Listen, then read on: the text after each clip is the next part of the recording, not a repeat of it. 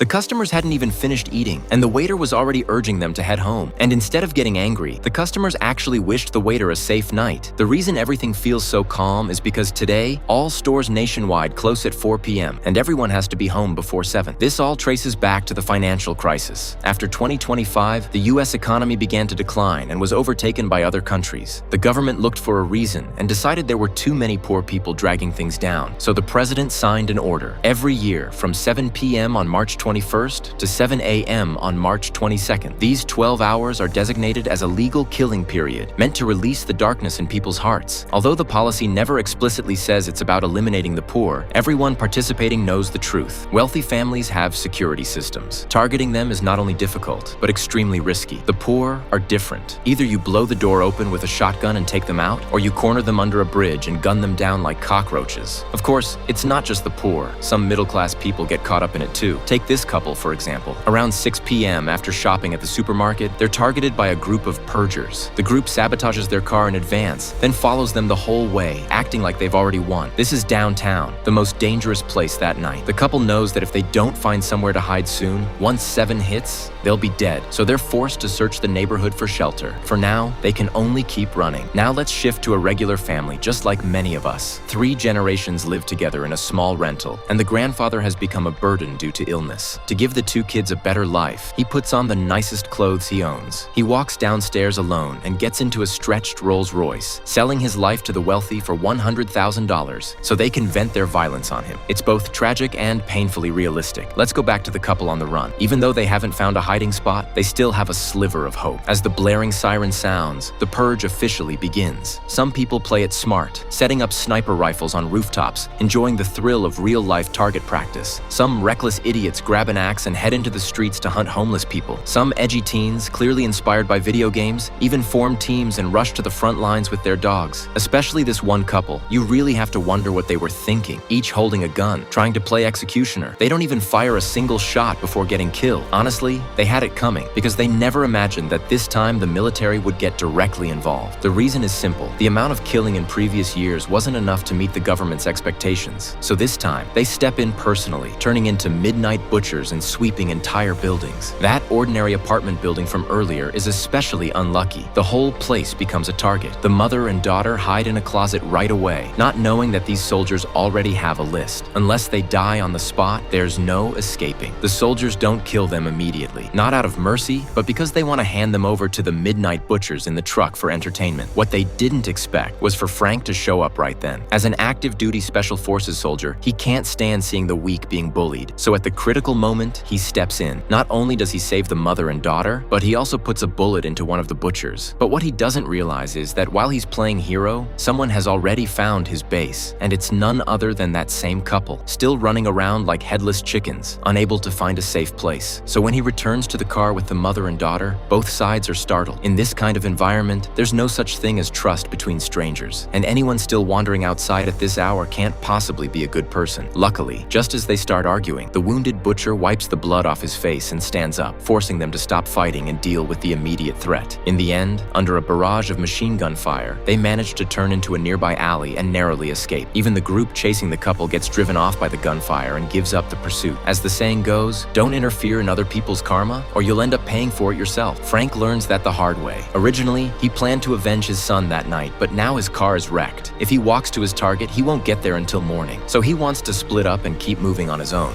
But the other 4 refuse, they're convinced they won't survive an hour without him. So they start guilt-tripping him, and the girl, Callie, even hits him with a blunt question. If you weren't going to protect us, then why did you save us back there? Honestly, that kind of logic would drive anyone crazy. Fortunately, Eva, the mother, quickly comes up with an idea. She says she has a friend nearby who has a car Frank can borrow. That gives Frank a reason to stay. So the group gets back on the move, heading toward her friend's house. The journey is full of danger, of course, but one thing confuses them. The purgers who were chasing the couple earlier weren't killing people. They were capturing them alive. No one knows where they're being taken or why. Along the way, they also come across a blown-up truck. It was destroyed by an anti-purge resistance group led by Carmelo. He's figured out the government's true intentions, so he's gathered a group of poor people to fight for survival that night. From there, it's mostly a series of ambushes and close calls as the group keeps getting hunted. At one point, Shane from the couple gets injured while staying behind to cover the others' retreat. It's not until there are only 4 hours left before the purge ends that they finally reach the street where Tanya, Eva's friend, friend lives. But they overlook the surveillance cameras above them. They have no idea that their every move has been tracked by the Midnight Butchers, especially the second butcher who was shot by Frank. He's already heading straight toward them. How brutally they'll die comes later. For now, they're about to face something even more complicated. As soon as they arrive at Tanya's house, Eva tells Frank the truth. There's actually no car there. Before Frank can even react, she immediately takes the moral high ground, saying she only lied for the sake of her daughter. Frank's patience really is something else. He managed to restrain himself and not kill her, even while planning to head out alone. Meanwhile, Eva's daughter, Carly, was downright outrageous. She actually had the nerve to beg Frank not to leave, saying her son's spirit wouldn't want him to go like that. Honestly, I don't even want to talk about this mother-daughter pair. Better yet, let's talk about the woman behind them. She's Tanya's sister, way bolder than Frank, and without hesitation, she emptied a full clip at her own sister. She'd already discovered that her sister had been seducing her husband, and honestly, there's no need to dwell on family drama. Let's get back to Frank. After the family conflict exploded, Frank was forced to flee with a 4-person team. Luckily, they made it downstairs just in time, running straight into the Midnight Butcher leading his men. The 5 of them were forced to act as human shields, escaping for their lives. A wise man once said, "Some people may escape the present, but not the future," and that's exactly them. The moment they hit the ground, they were all knocked unconscious and tied up in a vehicle. These people weren't strangers. They were the same crew that had been chasing the young couple. It's curious. They risked their lives venturing out at night, but didn't kill anyone. Why? Money, of course. Each live capture nets $4,000. 5 people, that's $20,000. Wouldn't you take it? At this point, any sharp business mind could probably guess what's coming. Exactly. Next, the 5 of them are forced to kneel on a stage. As the curtain rises, the audience can see them. Below stand a crowd of wealthy elites, clapping thunderously.